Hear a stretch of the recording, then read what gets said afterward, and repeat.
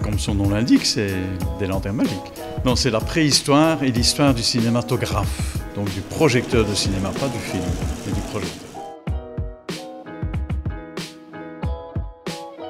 Ma première lanterne, c'est celle de mon grand-père qu'il m'a refilée. Et puis, il s'est entraîné dans une boîte. Puis, je l'ai ressorti et j'ai eu envie de continuer, enfin d'en chercher d'autres. Au début, c'était sur des brocantes, mais ça devenait très vite très rare, donc sur une brocante sur Internet. Il y en a plein que je n'ose pas faire fonctionner, mais qui fonctionnent. Mais les plus anciennes, puisqu'elles sont manuelles, donc elles fonctionnent, oui. Le premier cinématographe Pathé, c'est un projecteur écologique, puisqu'il produit sa propre électricité. Qu'est-ce que j'ai apprécié ?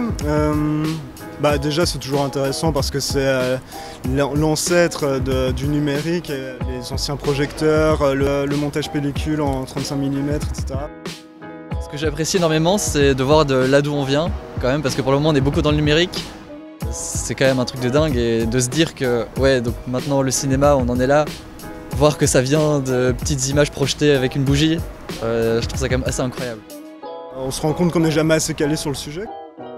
Ce genre d'expo, c'est l'occasion d'être curieux, d'apprendre plus sur moi personnellement, sur mon métier, disons, mon futur métier, mais je pense que c'est intéressant pour tout un chacun, surtout quand tu vois comment tes arrière-grands-parents pouvaient se divertir avec des petits projecteurs, des lanternes de cinéma domestiques, quoi. Donc c'est intéressant et ça fait partie de l'histoire. En plus, les gens qui organisent ça sont hyper passionnés, on apprend plein de trucs, donc go quoi. C'est important pour la nouvelle génération de maintenant de savoir d'où on a démarré. Jean-Marc m'a fait l'honneur de faire tout le parcours et il m'a expliqué chaque élément, le kaléidoscope, voilà, les anciennes caméras qu'on actionnait avec la manivelle. Voilà, c'était une tranche d'histoire vraiment très intéressante.